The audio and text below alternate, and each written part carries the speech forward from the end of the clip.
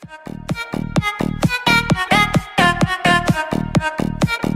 amigos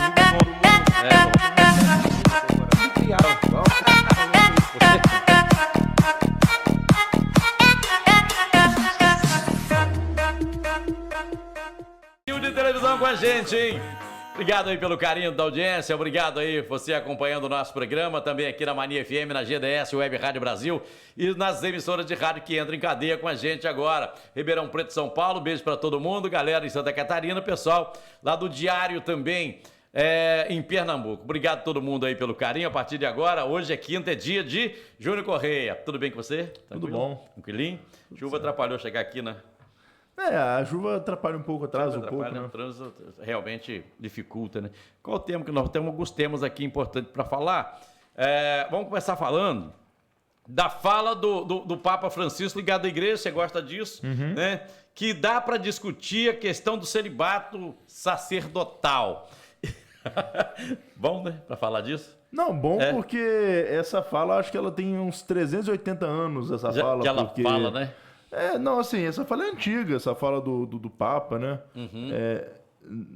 Não sei se ele teve alguma fala recente. Recente. Esse final de semana agora. Mas ele já repetiu essa fala outras vezes. Ao ser questionado sobre o assunto, o Papa disse que não acredita no fim da exigência do celibato a padres, aumentaria o ingresso de pessoas no sacerdócio. Então ele acredita que é o seguinte... Porque dentro da igreja existe um debate dizendo o seguinte, olha, se acabar com o celibato, permitindo que o padre se case e tal...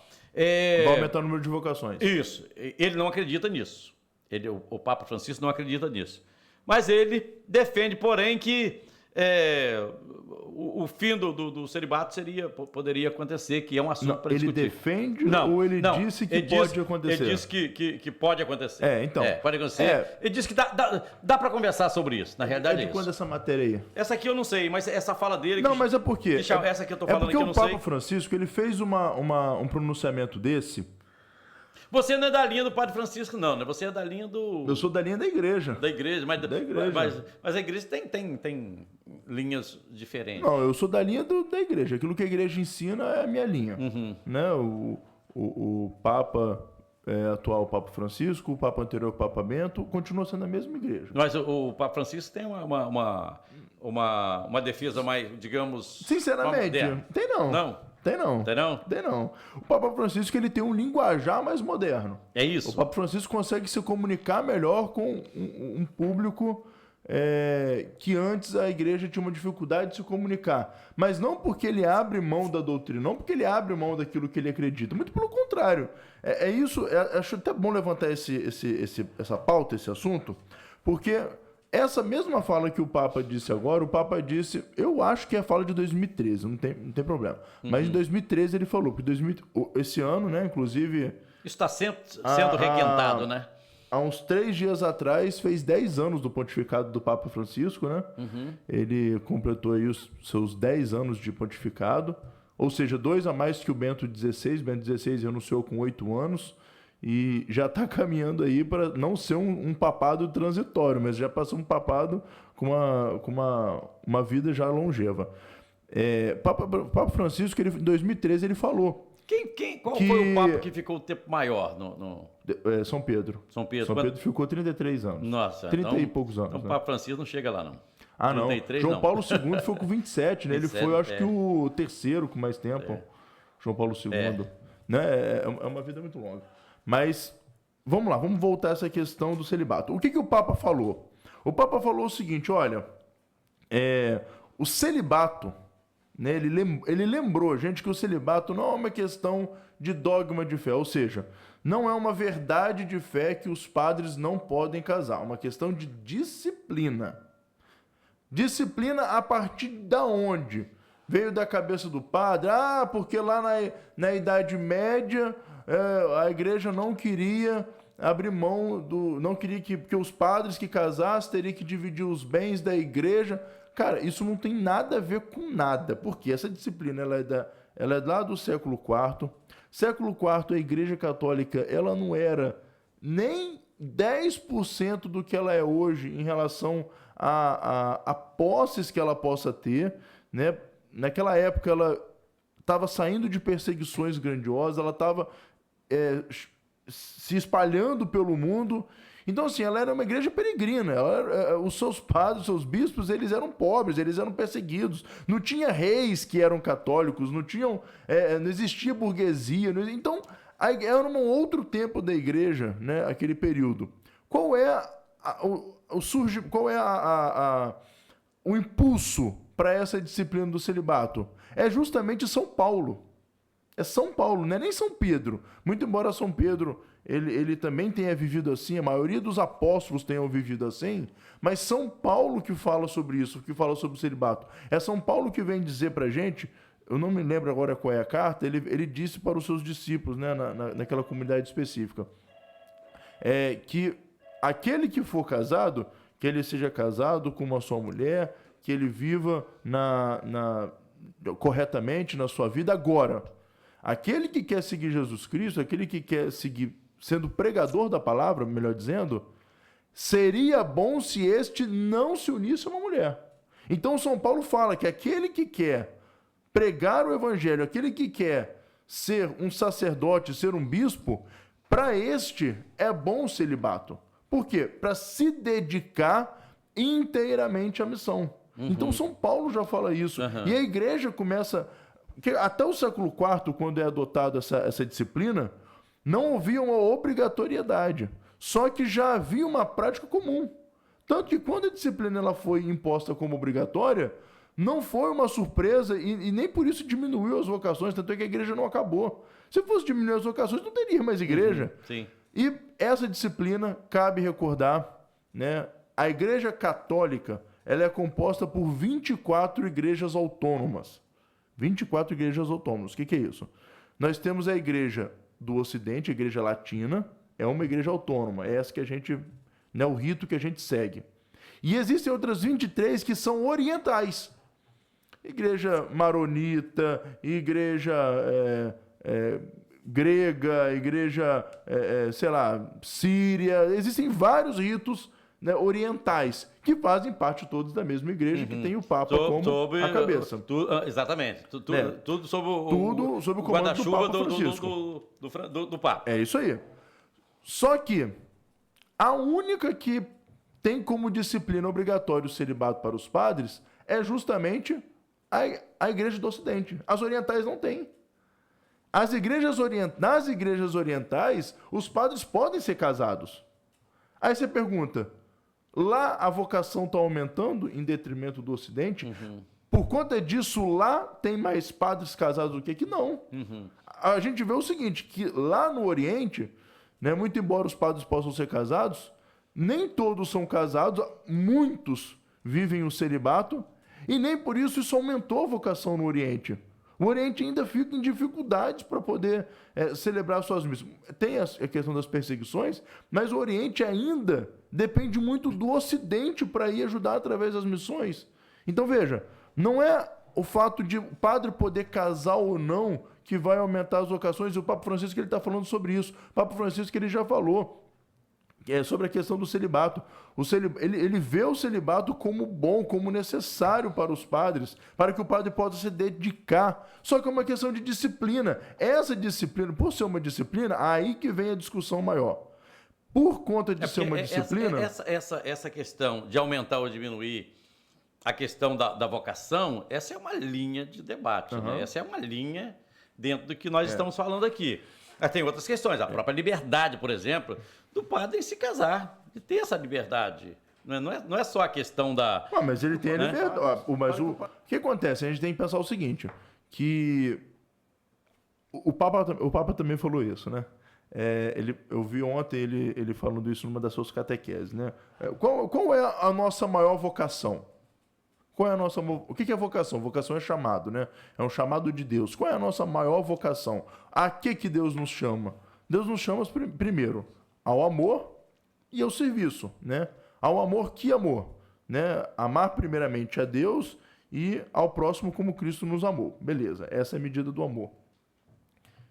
Através desse amor, nós somos chamados ao serviço, ou seja, como que nós iremos exercer esse amor? Aí vem o serviço. Por isso que nós temos os sacramentos da missão. matrimônio e ordem. Matrimônio é o homem casar, né, com a mulher casar com um homem, e o da ordem é se tornar um sacerdote, né? São 2 sacramentos. Mas é o serviço. O Papa Francisco fala que o nosso maior vocação é o serviço. Não importa como vai ser esse serviço, não importa se o parraro vai casar, não importa se o parraro vai ser celibatário, não importa se o parraro vai ser padre, não importa, é o serviço. Então todos nós somos chamados ao serviço e somos chamados ao amor para poder retribuir e contribuir com o reino de Deus. Agora, a forma como vai ser, isso é o chamado específico de cada um e cada um tem que discernir e buscar. Se a pessoa não se sente chamada ao celibato, então essa pessoa tem que começar a se questionar se ela quer ser padre. Sabe por quê? Existe um dos graus da ordem que o cara pode ser casado, que é o diácono. E por que eu não vejo as vocações diaconais crescendo tanto? Eu te digo, parraro, olha na diocese de Cachoeiro, a quantidade de padre e a quantidade de diácono. A quantidade é absurda, uma diferente da outra. Sim. Se a gente considerar... Dentro dessa linha de raciocínio, dentro dessa linha de raciocínio que o padre, liberando o padre para casar, isso vai conseguir mais pessoas vocacionadas? Não, dentro dessa linha não, né? Não é isso que vai... É a mesma história que pessoas da Igreja Católica, eu já conversei com várias pessoas da Igreja Católica, dizendo o seguinte: tem que deixar o padre casar, porque se o padre casar, não vai ter pedofilia na igreja, entendeu? Que é uma discussão que não tem nada, completamente fora da... Eu acho que essa questão não tem nada a ver. Não é nada a ver. Eu acho que o cara que é pedófilo, ele vai... O que acontece? O pedófilo tem o pedófilo jornalista, o policial, pastor, padre, médico. É uma questão psicológica. Isso é uma doença. Uma doença que essa doença pode estar em qualquer pessoa, em qualquer setor. E é uma questão psicológica, né? Os psicólogos falam que o pedófilo ele vai buscar sempre uma profissão que dê a ele um status de relevância na sociedade, né? Então, é o padre, é o professor, é o, sei lá, é alguém que tem algum destaque, porque as pessoas nunca vão desconfiar dessas pessoas. Então, o pedófilo... E não é um casamento que vai... Não é isso. Tanto é que o maior número de casos de pedofilia é dentro da própria família, né? Exatamente. A verdade é essa. Por quê? Porque dentro da própria família, quem imagina que o tio, o pai vai fazer isso? Ninguém imagina, então acaba cuidando, acaba sendo um pouco mais negligenciado. Por isso que não é bom, tio, tá, mas sempre desconfia, né? Porque sempre pode acontecer, a gente nunca sabe. Mas voltando aqui ao assunto. Então, eu acho essa questão do sacerdócio, eu sou um dos a favor de que mantenha o celibato. Agora, não quer dizer que não se tenha que, em alguns casos específicos, em algumas missões específicas, abrir mão dessa disciplina, como já aconteceu na história recente, né? Abrir mão da disciplina do celibato para os sacerdotes para uma missão específica. O que no Sínodo da Amazônia alguns bispos estavam esperando? Que o Papa Francisco fosse abrir essa exceção para os padres da Amazônia. O Papa Francisco não abriu exceção. Aquilo foi um debate ali atrás. Tem o quê? 2 anos isso? Tem 2, 3 anos. Agora, e eu lembro que os bispos do Brasil, da América Latina, eles já estavam quase certo. Eles já estavam falando para todo mundo de que o Papa liberaria. O Papa não liberou. Já tinha padre querendo mudar para a Amazônia. Já tinha gente querendo mudar para a Amazônia. Né? Mas qual era a ideia na época? A ideia não era mudar aleatório qualquer padre se casar, não. A ideia era pegar homens que já eram diáconos, ordená-los sacerdotes, ou seja, o cara já era diácono, já era casado, ordenava sacerdote e ele faria missão lá na Amazônia. Só que o Papa Francisco falou que não tinha necessidade disso naquele momento. E eu acho a mesma coisa. Eu acho o seguinte: se fosse para as vocações aumentarem, as vocações diaconais, né, estariam aí bombando, nós teríamos muitos diáconos, e não é isso que acontece, né? O número de diáconos é um número até inferior em relação ao número de padres, sendo que o cara pode ser casado, não tem uma obrigatoriedade, uma obrigação tão grande como a do padre de viver, né, ali dentro de uma paróquia, trabalhando só com isso. Não, o diácono acaba tendo uma liberdade. Ele tem o próprio emprego, ele atua nas celebrações. Tudo na igreja, qualquer mudança na igreja de relevância, como essa questão que nós estamos discutindo aqui, são questões que demoram anos e anos e anos, né? Tem coisa que começa a debate e muda daqui a 100 anos, 200 anos para mudar. As coisas, elas não mudam assim. Eu acho que essa questão... Por que acontece? O que fez o Ocidente adotar a disciplina e o Oriente não, é porque as igrejas autônomas do Oriente não quiseram. Não quiseram. Acharam que lá tinha ainda que manter essa disciplina, até por conta das condições dos locais, né, das perseguições que eles viviam. Já o Ocidente achou que não, que já podia adotar essa disciplina. Eu acho que é uma disciplina que não vai nunca ser abolida. Eu acho que é uma disciplina que, em alguns casos, ela pode ser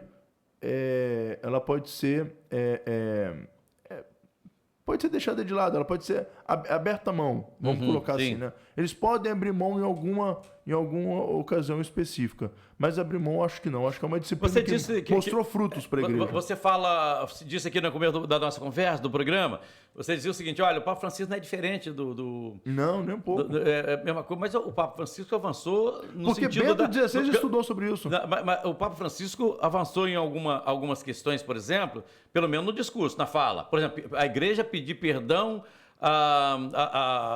aquelas pessoas que sofreram abuso em alguns países, por exemplo. O Papa Francisco de pedofilia, você fala. De pedofilia. O Papa Francisco foi quem, primeiro, a igreja reconhecendo aquilo que aconteceu e pedindo perdão. Foi um momento que o mundo entendeu como avanço da igreja.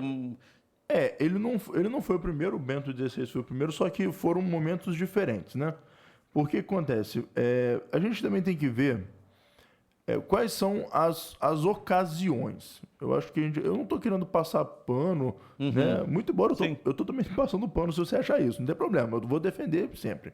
Mas não é questão só de passar pano, é questão também de ver o momento que nós estamos vivendo.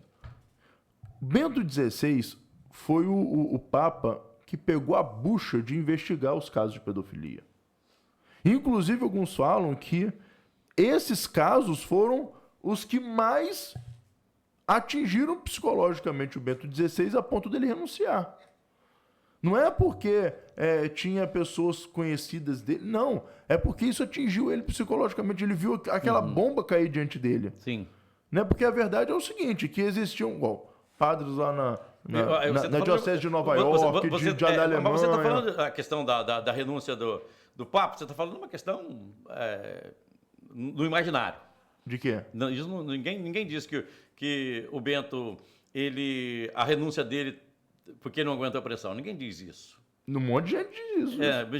De dentro da igreja, um monte de gente diz isso. Mas não tem um documento, não tem uma fala dele. Não é nada, o Bento XVI nunca deixou um documento dizendo... Que estava renunciando por conta daquilo. A não ser que ele deixou escondido, morreu agora e vai aparecer. Mas eu não sei também, eu não li o livro do padre Jorge Gansweig, que era o amigo pessoal dele lá. Mas... o que leva um Papa a renunciar? Bento XVI, inclusive, disse isso na sua renúncia, de que ele já sentia que a igreja estava num processo de avanço que ele já não conseguia conduzir. Ou seja, ali ele estava mostrando que naquele momento ele era fraco demais para dar condução à igreja. Ou seja, quando a gente diz fraco, não é só fraco de velhice. Se fosse assim... Então, por que João Paulo II não renunciou? João Paulo II ficou praticamente 5 anos vegetando. Né? Desde o ano 2000 até 2005, quando João Paulo morreu, quem estava governando o Vaticano era o Bento XVI, que era o cardeal Ratzinger. Né? Não era o João Paulo II, ele estava no estado vegetativo. Mas por que Bento XVI fez isso? Porque ele via que a pressão que ele estava vivendo, ele já não tinha condições psicológicas de conduzir a igreja. De dentro e de fora, né? Existia uma pressão muito grande para que a igreja falasse sobre aquilo. Ele era visto como um papa ultraconservador, ele era visto como isso, como aquilo. Só que não, o Bento XVI ele era apenas um bom teólogo que passou a conduzir a igreja. Então, assim, o Bento XVI, ele passou pelo escândalo do Vatilix, né? Que é quando o seu mordomo vazou documentos importantes lá do Vaticano. E aí você está no meio de uma investigação, a Polícia Federal está no meio de uma investigação, ela não pode falar o que ela está fazendo até fazer. Entende? Então tinha coisas ali naquela investigação do Vaticano que não eram para ser expostas mesmo. Muito embora as denúncias elas eram estavam sendo jogadas na cara de todo mundo e a igreja estava sendo atacada de todos os lados, mas existia um processo de investigação que precisava ser cumprido. Tanto é que, mesmo com isso, o Bento XVI ele ainda pediu perdão para as famílias que sofreram com o problema do abuso. A questão é que o Francisco ele fez isso de uma maneira mais, como é que eu posso dizer? Ele soube fazer isso de uma maneira que chegasse a mais pessoas. Porque o jeito do Francisco se comunicar sempre foi melhor. O Papa Bento XVI sempre foi muito institucional. Então sempre foi muito do Vaticano, da sala de imprensa. Chega, dá uma risadinha, brinca, fala uma piadinha e fala. E aí o Papa Francisco chega mais leve. O Papa Francisco é um jeito muito parecido comigo nesse ponto. Ele é mais transparente. Ele fala isso na audiência geral. Ele fala isso na Praça de São Pedro. E tipo assim, mesmo que vá ferir um pouco, pelo menos ele está expondo. O Bento XVI era mais institucional. Ele não queria errar. Então ele queria fazer tudo muito no protocolo. Talvez isso dificultava, né, o Bento XVI se comunicar com as pessoas. Mas o Francisco, pode ver todas as falas do Francisco. O Francisco não arredou um pé, uma linha em relação a pessoas do mesmo sexo poderem se casar, não arredou um pé, uma linha na questão do aborto, não arredou um pé, uma linha na questão da ideologia de gênero. Ele ampliou a fala, pelo menos no discurso, que a igreja deveria acolher. Mas isso é o discurso do Bento XVI, do João Paulo II, dos outros últimos papas. Isso é o discurso do Catecismo da Igreja Católica de 92, que fala que a igreja ela não pode...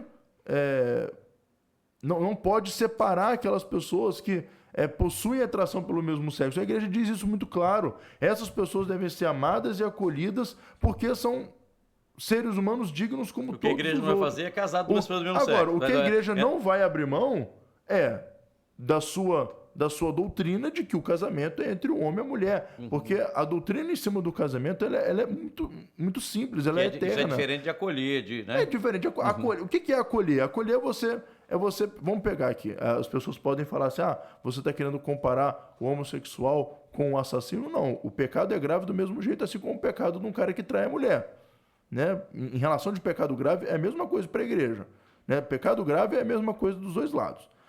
O que é acolher? É você pegar uma pessoa, um cara que traiu a mulher, um cara que assassinou, um cara que roubou um homossexual, e acolher. Falar, olha, vem para cá.